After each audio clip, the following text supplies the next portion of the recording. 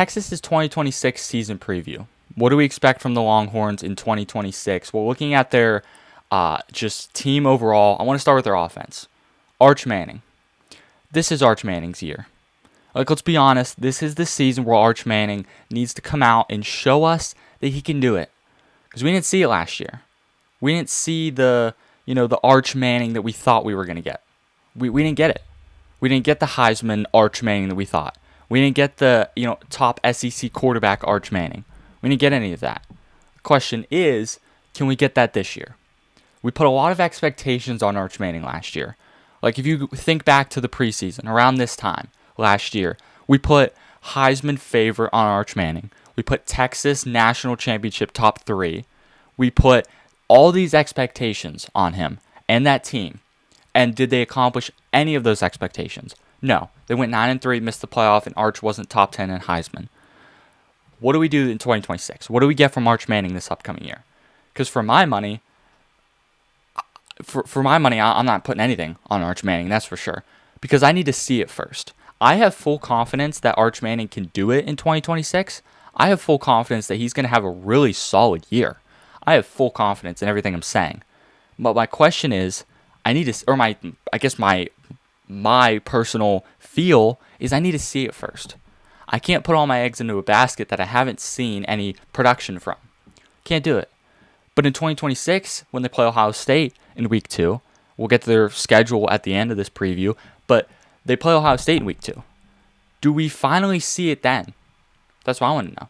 Can we see it from Texas when they go play those big teams? So that's my question with Arch Manning. Manning enters 2026 as, the 4th player with 15 career starts. As a 4th player with 15 career starts and a 12-3 record as a starter. 12-3 as a starter is not horrible. It's pretty good, if you ask me. So, can we get a solid year from Arch Manning? That's my biggest question with him. He's already being projected, again, as one of the top quarterbacks in the country. We've got to be careful about how we value and view Arch Manning because we can't be putting all these expectations on him. Because if he hasn't met those expectations, then it's childish of us to say, oh, he's going to be a Heisman favorite. We haven't seen it yet. So how can we put him that high if we haven't seen it yet? Like, that's why I'm so, careful about the expectations I put on freshmen. Like Jeremiah Smith, I didn't put a ton of expectations on him when he came out because I don't think that you should put expectations on guys you haven't seen it from. So someone like Arch Manning, we haven't seen it from him yet. We haven't seen the Heisman season. We haven't seen the playoff. We haven't seen Arch Manning make the playoff yet as a starter. Now, granted, he's only done it 1 year. We haven't seen it yet. So that's why I'm very hesitant on what I do with Arch Manning. I mean, he's very talented, obviously. Like, he's got an elite arm. When I say elite arm, I mean, like, he can make the throws necessary. He's accurate. He's an accurate quarterback. He can scramble. He can go get some yards on the ground. He can make big plays. Like, he can do all that stuff. He's starting to get some experience in Texas's system, in Steve Sarkisian's offense. But the expectations are pretty high. And we got to be careful about what our expectations that we put on Arch Manning. So just be careful with that when it comes to Arch Manning. My biggest question is, does Arch Manning become a true superstar? Do we see him break out as a quarterback in 2026 on this offense? That's what I want to know before I put all my eggs in the Arch Manning basket. So that is Arch Manning so far. And I just wanted to say this before we move on from Arch Manning.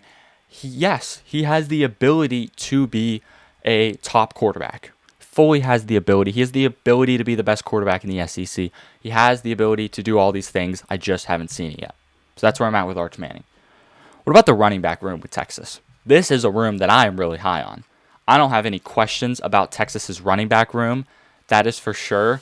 Like, I don't have any, what is their running back room going to be? What about the unknowns of the running backs? They got 2 solid running backs in Hollywood Smothers and Raleek Brown. Those are 2 guys that I'm super high on, and I couldn't be any more high on. Like, we'll start with Raleek Brown. He's coming in from Arizona State, I believe. He is a really good run. He's going to be he's an every down running back, similar to Hollywood Smothers from NC State. Now, I think Smothers is the bigger of the running back, the bigger of the 2, but he's going to be really good. So their running back room, they have multiple backs capable of contributing in 2026. They have multiple guys capable of being top producers on this offense. They're both just workhorses in the backfield. Like, this is a really good backfield. The question is, whether someone can become who's going to be the number one guy is kind of a question. I guess you don't really necessarily need a number one guy, but we do need to see some solid play from both of these guys. And I think we're going to get it 100% in 2026. So, again, Steve Sarkisian is going to want to run the football. Like, Texas wants to run the football in 26. They do not want to be a pass-only team. Like, they were very pass-heavy this past year because they lost C.J. Baxter to injury. So they're going to be a very pass-heavy team last year. They're going to be run-heavy this year. And they're going to change their philosophy a little bit. They're still going to, pass the ball with Arch Manning. Don't get me wrong. They're still going to give him the ball, and they're still going to say, go out and make these throws, go out and make a big play, and go win us the game every once in a while. But if they have a solid running game, maybe they don't have to say, hey, Arch, go win the game for us. Maybe they can say, hey, Arch, go get 250, 200 passing yards, get us to, 1 or 2 touchdowns, and the rest will take care of itself. So that's the running game. The wide receivers is a spot where I think it's going to really help Arch Manning. This is where Arch Manning, I think, is going to be where a lot of his help is going to come from. Because you look at this receiver room, and you got names like Ryan Wingo. You got names like Cam Coleman, Jermaine Bishop, Emmett Mosley. Those are 4 really good guys. Ryan Niblett. So this is one of the most exciting receiver groups in the country. And this is my most exciting position group on this team. This wide receiver group is going to be deadly. And it's going to be insane.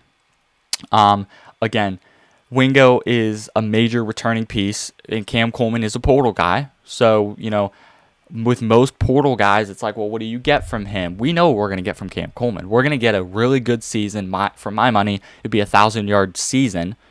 So you have 2, we'll say 4 really solid receivers. So Arch Manning's not going to have to go out and win the game himself. He's going to have playmakers that'll help him do it at the running back spot, at the receiver spot. So he's going to be okay there in those 2 positions. Offensive line. This is where I think more of the questions come. This is where more of the reasons for concern offensively would be Texas's offense. Would be things like, the biggest questions on this team. Texas's offensive line, sorry. We don't quite know what we're going to get from them. There's been rumors going around that, they're still in the development phase, which I don't love to hear. I don't love to hear that they're still developing their offensive line. So this could be where I could potentially move back on Texas. I could, take a little bit of stock out of their offense. Now, I still love what they have at offense. And I don't think they're going to be their top 5 team, no doubt. We'll see my top 25 at the end of the show. So I'm not losing stock in Texas because of the offensive line. Still a really good offensive line. And it's still going to be a solid, position group. Now, it's not going to be the best in the SEC. It's not going to be the best in college football. It's going to be very average. But is it good enough, average enough, to where it can support a run game? It can support Arch Manning when he drop backs and passes. So the offensive line is big question for me on the offense, but if they can figure it out, I think they'll be an okay team in 2026. All right, now we can get to the defense of Texas.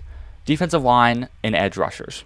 This is going to be a good group, and probably one of the biggest strengths on this defense for Texas is their edge rushers and defensive line. The centerpiece is obviously Colin Simmons. Like, he is looking like he's going to be the stud of this team, and he's already the leader of this team. Like, there's Steve Sarkisian and Will Muschamp have said that Colin Simmons is the leader and the captain of this defense, which I personally love to hear. Because we're losing guys like Anthony Hill, who were at those key positions last year, who were the leaders and the captains of this team, who are now gone. So who can fill those spots? We're seeing guys like Colin Simmons who can come in and fill those spots. So that gives me a lot of confidence on the defensive line and the edge rusher. Simmons is going to be a top pick in the draft. There's no doubt in my mind. So you have that talent at the edge rusher and defensive line position. Linebackers. This is, they're really talented at linebacker as well. I wanted to mention this. Texas has very athletic linebackers. The star here being Rasheem Biles, the transfer from Pitt. This guy is 100%, 100% a centerpiece of this defense. Like if Rasheem Biles has a good year, Texas is going to have a good year defensively. So a lot of things revolve around this defense, as I've said. A lot of the key pieces are on defense. And if the defense is good, Texas will be good. Like if Texas has a mediocre offensive line, but a really good wide receiver, running back, and quarterback room, and a really good defense, they'll be fine. They'll probably be, they could be a one-loss team. So the linebackers are good. The secondary's got plenty of talent. Texas kind of has to prove themselves though at offense or at secondary, which I think they 100% can. So I'm not saying that their secondary is bad. I'm just saying the secondary, has to avoid explosive plays. They got to avoid explosive plays. They got to, win one-on-one matchups. That's something that we need to see more of this year. We need to, create some more turnovers, hold up the pass game. Like we need to, I highlighted create turnovers. If we can create turnovers on the defensive side of the ball, that opens up the offense by a lot. That gives the offense the ball more. That gives just Arch Manning more time and more. I can't think of what the word is. More. I lost my train of thought there. But it gives him more opportunities. There it is. Gives him more opportunities to score touchdowns and put points on the board, which then is just good for everyone on the team.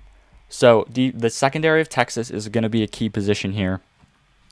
So now we can get to the schedule. This is going to be the fun part. They start off with a pretty relatively easy game. Texas State. It's at home.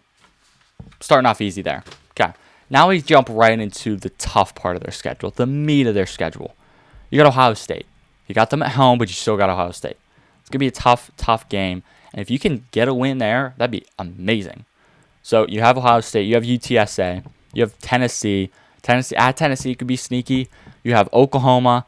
That's going to be a tough game. Red River Shootout. That is one of the best, if not the best rivalry in college football. You got Florida. If it's a home game for Texas, but I still think Florida could be a little frisky. You saw them last year. They were a pretty, sneaky team. They beat Texas last year.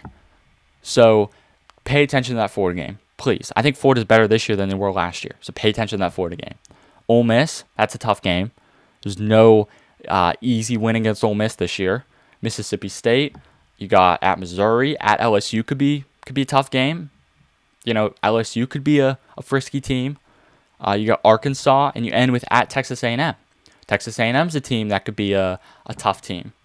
That could be a team that could potentially put a loss on your schedule late in the season that you weren't expecting. So you gotta really watch out for some of those games on Texas's schedule. But that is Texas as a team preview. That is their team preview for 2026. That is Texas as an entire team. I think they're going to be a really solid team. I don't see a world where Texas is a bad football team in 2026. I don't see a world, honestly, call me crazy, I don't see a world where Texas misses the playoff again in 2026. So I'm really high on Texas. Let me know in the comments your take on Texas, what you think their record would be, and how you think Arch Manning's going to do. So let me know all that in the comments below. And if you're a Texas fan, make sure you are subscribed to the channel.